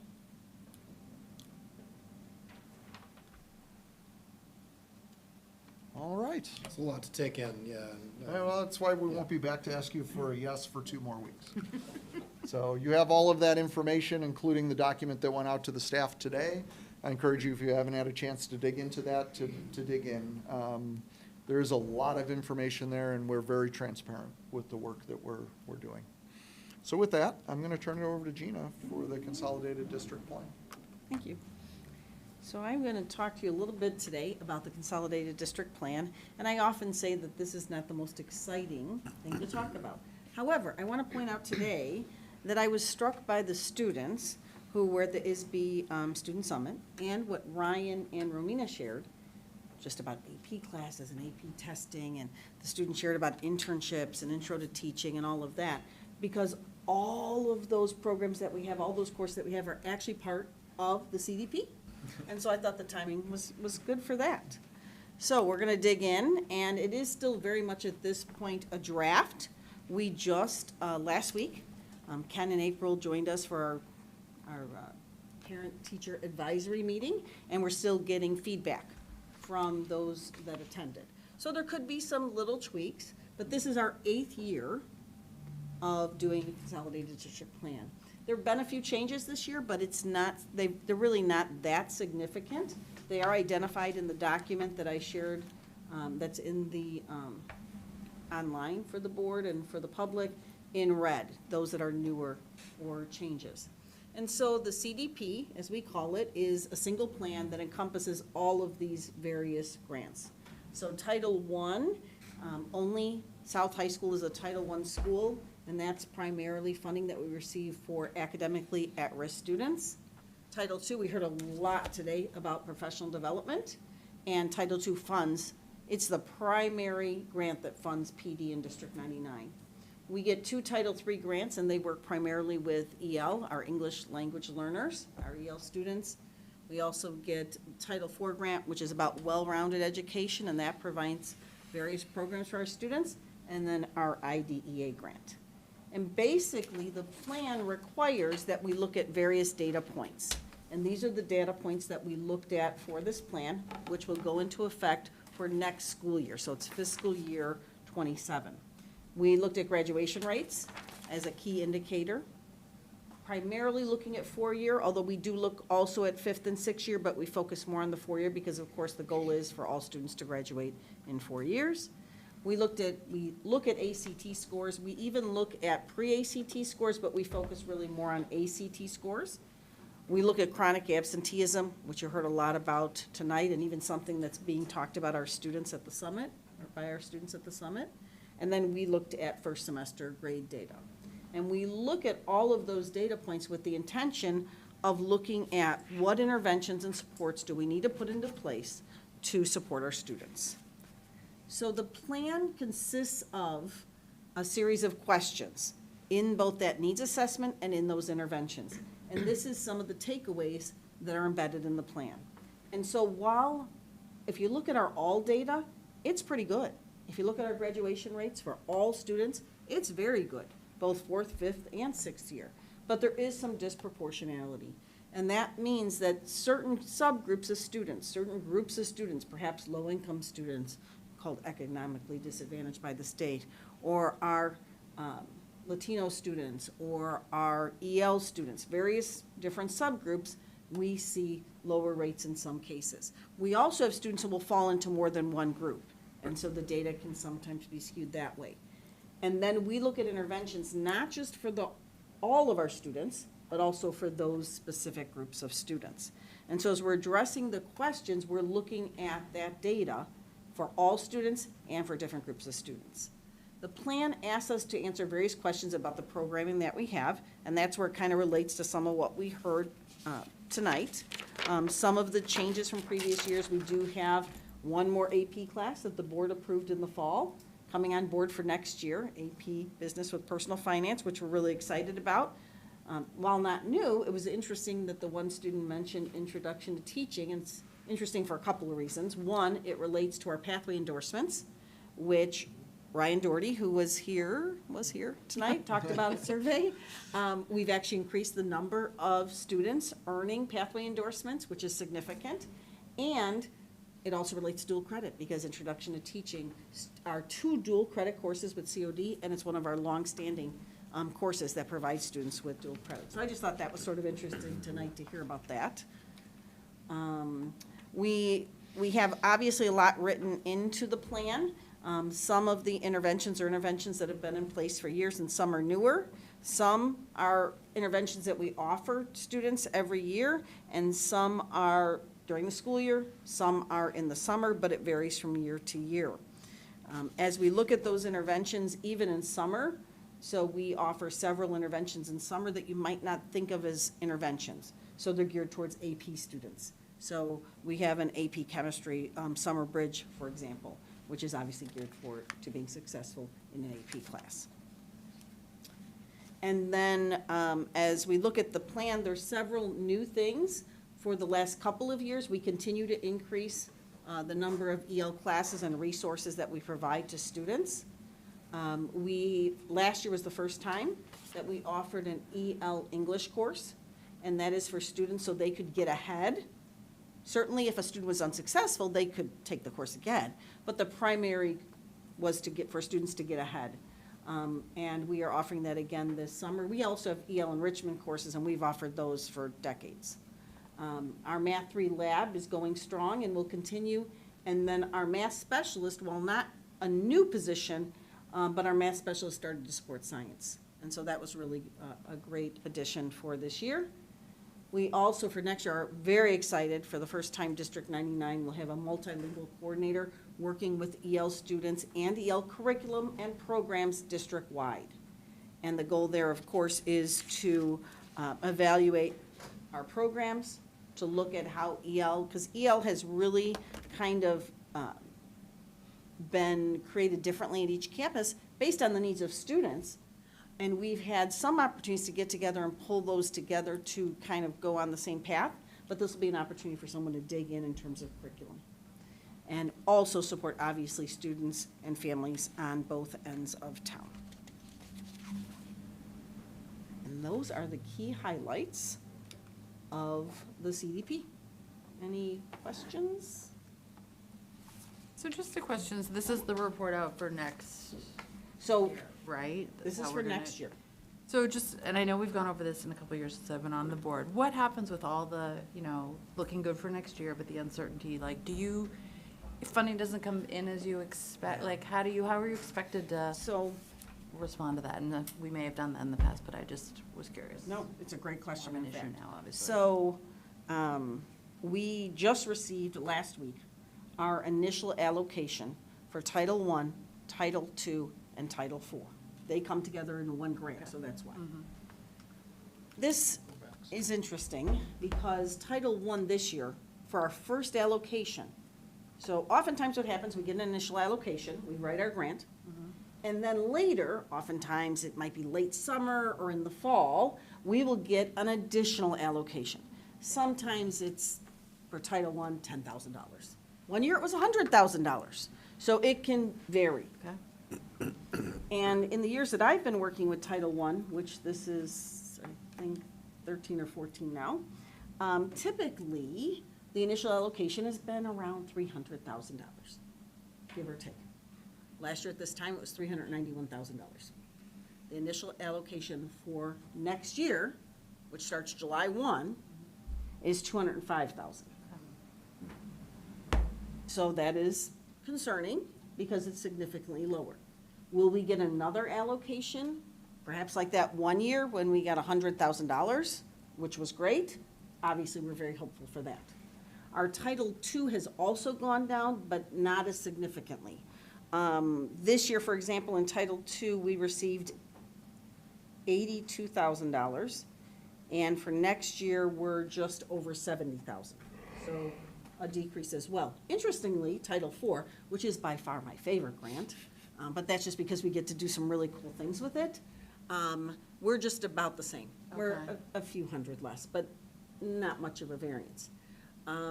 Title III LIEP, Language Instruction Education Program Grant, we're usually around $26,000 a year. We have not received an initial allocation yet. I literally checked today, so unless it came out after 11:30, we have not received it. Sometimes it'll come out this early, and sometimes it'll come out June or July. I have no way of knowing. Title III Immigrant Education Grant, that typically comes out November-ish. Some years it's been as late as December, January. Sort of deal with It's it hard to when it- say. And that grant this year was between $10,000 and $12,000, if I remember correctly. And some years we don't receive that grant. It's based on an increase, and there's a very complicated formula that the state uses, but just at the macro level, there's a formula that they use to determine if our increase is significant enough to warrant getting the grant. We have gotten it the last several years for sure, but it's possible we may not even receive it. And I honestly do not know when IDEA allocations come I out. was gonna say, just because of my work with LEND, I do know that, it's an increase this year of 20 million to the overall IDA budget. So I don't know what that will mean for us, but, and obviously, the LEND folks are very excited, knowing that the state level, things are gonna be, so I feel like that one, but again, that's just for this year. So that's why I was sort of curious on the other. So we just sort of cross that bridge when Yeah, we so get to it. Scott works with Okay. IDEA. All I right. do not, so I'm not Okay. sure when to. Usually that- find out late May. Is that what you've heard, though, about the, I haven't heard anything about when it's gonna be released, but that's usually when we know. but it the seems to be in funding. good shape. People are feeling optimistic Yeah, I haven't heard about. any, I haven't heard All of the anything. federal funding has stayed flat or has gone up, but it's just how it trickles out to us, so. We have a couple of other grants which are not necessarily included in the CDP, which is for CTE education, so our Perkins and our CTEI. And while we haven't received an allocation yet, the word that we've been told through DEOS is to plan for a similar dollar amount. Okay. So I'm hopeful. The one that, again, we may not get is the immigrant ed grant. That one's always, we don't know and won't know for several months.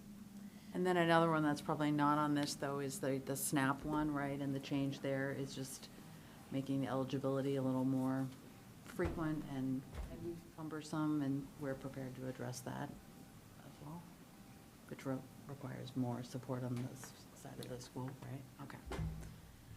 Yeah, And thanks. so the CDP is pretty much written. It could change a little bit based on feedback we might receive. I really didn't have many questions that I received that night from participants or even recommendations, but there could be a few little tweaks based on that. But this will come back to the board later this month to vote. All right, any questions for Gina? Thanks, Gina. Thank you. All right. Review of Gina's slides.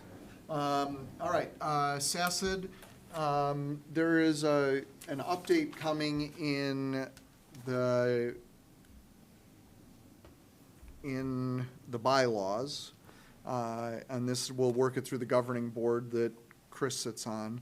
But because we are looking at consolidating, we are spread out all over the county for classrooms. For the past year, we have been looking to try to find a permanent home that nearly all of our programming could fall inside of.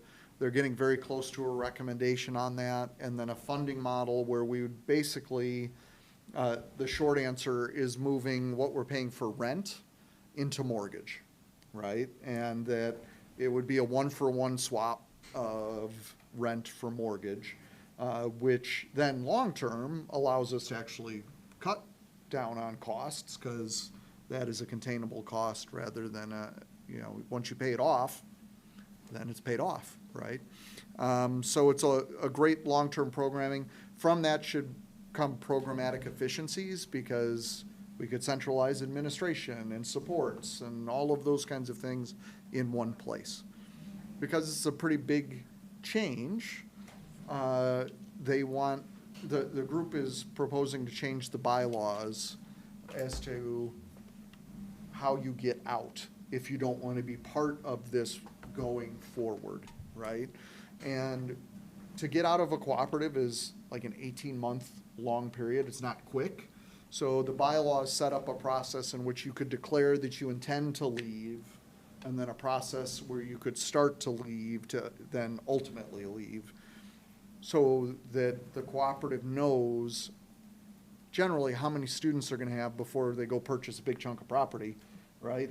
If half the group wants to leave and not buy property, which I don't think that's the case, but that would drastically impact kind of what we're looking at doing. So we kind of need a spot and draw a line in the sand of you're in or you're out, and that's what these bylaws essentially do, right? So if you cut through all the red line and all of those kinds of pieces, it's basically saying, after this deadline, you're in, right? If you want out, tell us before that deadline, and then you can get out, right? And that's kind of it. So that's the in English version of the red line of the bylaws. Those will come back to vote on, I think, next board meeting or the one after it. May 18th. The May 18th board meeting, those bylaws come back for approval, and then we need to take action as to who will be our SACID representation at that point, which is the next one. So on the bylaws, Chris, anything else to add? How'd I do? Good, yeah. Efficiency and spacing location for SAS has been a huge issue for the last couple years. So I think this gives them the opportunity to eliminate some of those inefficiencies across the program, because the space they're at now is not equipped for students of the amount of students that they're getting into the program at this point. Yeah, so I no, that was a good summary. Thank you. All right, so then we move into the board work of the committee and liaison appointments. Don? Yeah, I didn't hear any comments from any of the board members, so my plan is to just keep our committee assignments that are present, unless I hear any objections tonight. All right. Okay, hearing none. All right, I've shared with the board reflections on my leadership events from the year. It's in the board packet. Overall, I broke it into areas in which I lead and areas in which I learn. Both have really guided the work that we've done this year. A lot of what you saw tonight is heavily influenced by that work that I've been involved in, and I think it speaks for itself in the products that we're turning over to the board and to our staff and doing across the district. So if there's any specific questions, I'm happy to address them now, or if board members ever want to reach out at any point, I'm happy to discuss it. But thank you for the opportunities you allow me to engage in. But you feel strongly that it's having a positive Oh, impact absolutely. in Yeah. the ideas and concepts you're bringing back into D99? Not only that, I think it also helps me be aware of trends that are coming before they arrive, right? And that then we can prepare for, we're not shocked by things when they show up. It's like, oh, we heard rumblings, especially some of the rooms I'm in at the state and national leadership level. The event I was at last week was talking a lot about the big beautiful bill and the impact on federal funding and all of these kinds of things. And this is how it's going to impact you 12 months from now, or 6 months from now, or potentially after the next election cycle, which as a general superintendent, I wouldn't be in the room where that happens, right? And then I'm able to take that back here, able to take it back to Lend and to DuPage and at the state level with IASA. So we do get, and we have a lot of people in leadership roles like that in this district, right? I mean, Courtney leads like that in the principals level. Gina has led that way with the title directors. Travis, Scott, like everybody on our team is leading in different levels at that way. And it puts our district at a great advantage to be on the front end of where things are being considered. So I appreciate the board encouraging that for me and for the rest of the staff to do that. All right, now to the cake. So recognition of current student board members, so Romina and Ryan. I want to personally thank you for all of your work this year. I will say, we have had student board members here for 8 years, 9 years? Yeah, why? Something, a while. And I will say that of all the board members that we have had, you have been the most boardish. In the fact that In a good way. not boring, Yeah.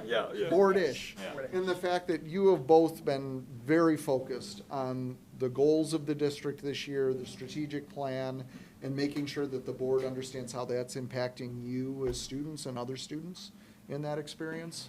And your intentional connection back to the work has been greatly appreciated.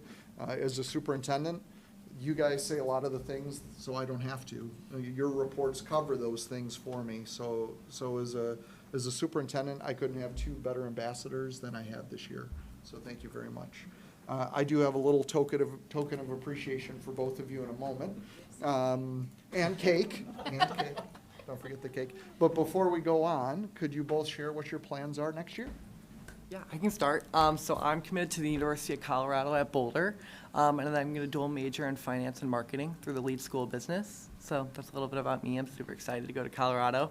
I don't know if any of you have been there, but it was such a tough choice between Boulder and Champaign. So it was hard, but I ended up choosing Boulder, and I'm super excited for next year. I'm committed to the University of Michigan, and I'm majoring in political science. I'm very excited, and Auburn's an amazing town, and I'm very, very excited to continue my academic career there. And I was also between U of I and Michigan, but I visited and I fell in love, and it was the right choice for me. Awesome. Well, congratulations to both of you. Thank you.